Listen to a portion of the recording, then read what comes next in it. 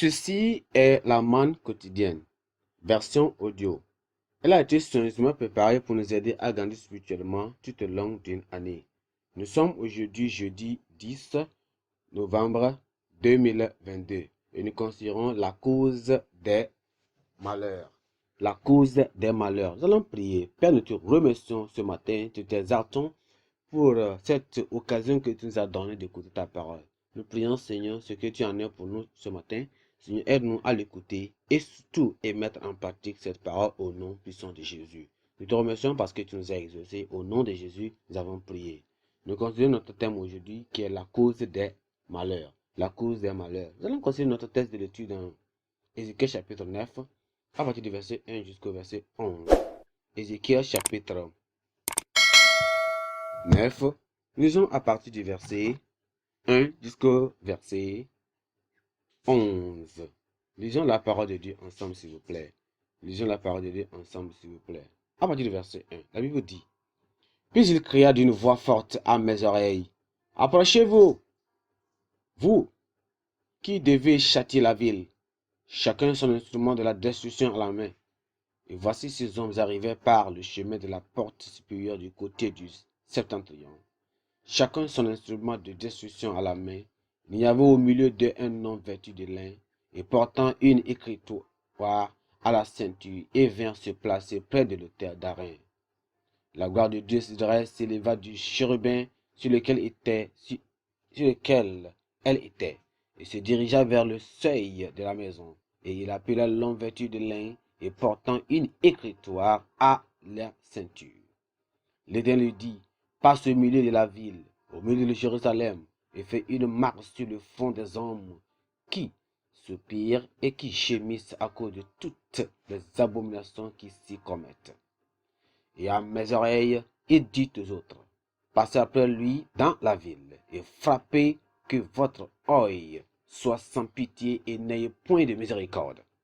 Tuez, détruisez les vieillards, les jeunes hommes, les vierges, les enfants, les femmes, mais n'approchez pas de quiconque aura sur lui la marque, et commencez par mon sanctuaire, et commencez par les anciens qui étaient devant la maison. Il leur dit: Fuyez la maison, remplissez de morts des parvis, sortez. Et sortit, et ils frappèrent dans la ville. Comme ils frappaient, et que je restais encore, je tombais sur ma face, et je m'écriais: Ah, Seigneur l'Éternel, détruiras-tu tout ce qui reste d'Israël en répandant ta fureur sur Jérusalem? Il me répondit: L'iniquité de la maison d'Israël et de Juda est grande, excessive, le pays est rempli de meurtres, la ville est pleine d'injustice, car ils disent: L'Éternel a abandonné le pays, l'Éternel ne voit rien. Moi aussi, je serai sans pitié, et je n'aurai point de miséricorde. Je ferai retomber sur leurs œuvres, sur leurs têtes. Et voici l'homme vêtu de lin, et portant une écritoire à la ceinture, rendit cette réponse: J'ai fait ce que tu m'as ordonné. Amen. Le verset clé, c'est le verset 9 qui dit: Il me répondit: L'iniquité de la maison d'Israël et de Juda est grande, excessive, le pays est rempli de meurtres, la ville est pleine d'injustice, car ils disent: L'Éternel a abandonné le pays, l'Éternel ne voit rien. Nous considérons le thème qui dit la cause des malheurs. La cause des malheurs. Allons-y dans le message, s'il vous plaît.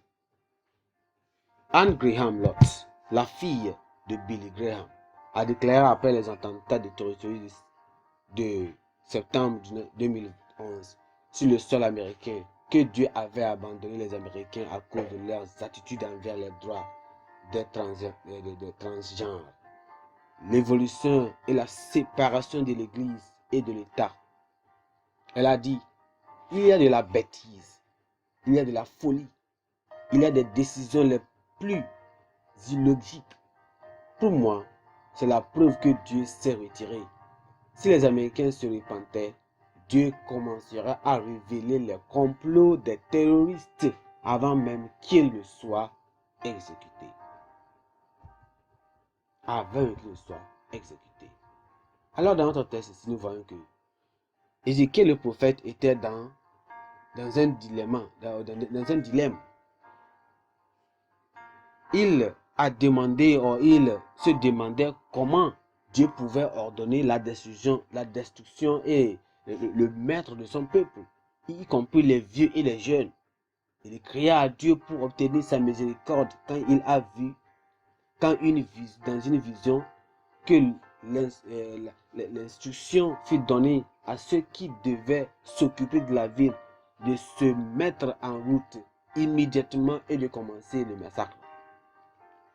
Mais Dieu répondit à Ézéchiel que l'iniquité d'Israël et de Juda avait dépassé les bornes et que le pays était rempli de sang. En plus de cela, le peuple refusait de reconnaître l'existence de Dieu, affirmant qu'il avait abandonné le peuple et qu'il ne voyait rien.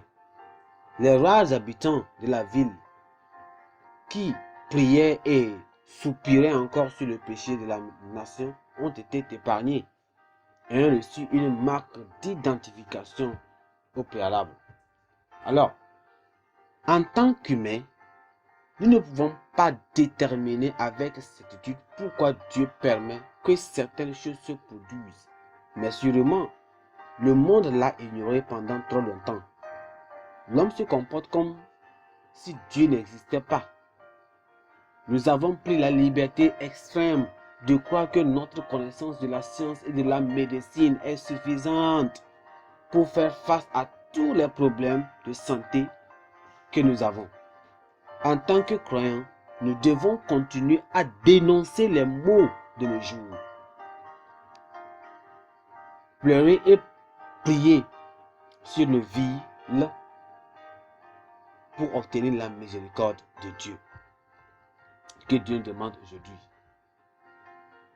Les destructions ont été prononcées contre la ville et le temple de Dieu et les anges de destruction ont été chargés de le faire.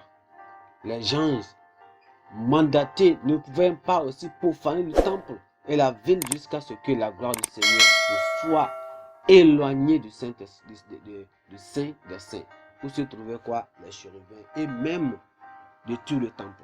Ainsi, il y a une miséricorde, une grâce, une honneur et une protection particulière en tout lieu, personne ou individu où réside la gloire du Seigneur. Ce qui est bon, c'est que nous devons savoir que, étant avec le Seigneur, nous devons combattre et mener une vie qui est tellement importante. Il existe différents niveaux de manifestation de la gloire de Dieu.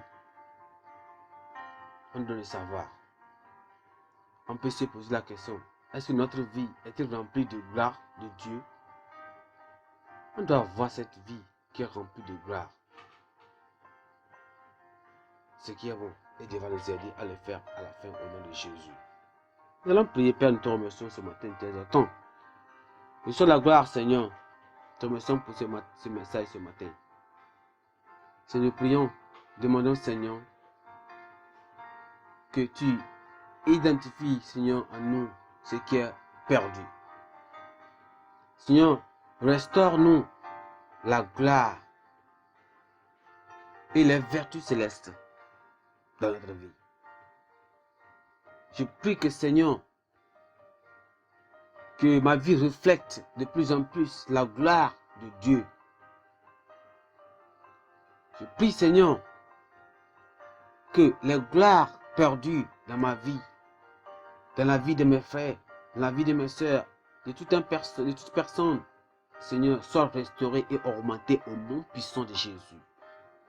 Seigneur, je prie que toutes choses, en écoutant ta parole chaque jour, ce Seigneur, que nos vertus et nos exploits augmentent au nom puissant de Jésus. Seigneur, viens et règne dans nos cœurs. Et Seigneur, que ta gloire grandisse chaque jour dans notre vie au nom de Jésus. Au nom puissant de Jésus, nous avons prié. Amen. Notre pensée du jour dit, l'amour de Dieu se révèle dans ses jugements. L'amour de Dieu se révèle dans ses jugements. La lecture biblique se trouve dans le livre de Lamentations chapitre 4 jusqu'au chapitre 5. Merci, que Dieu vous bénisse.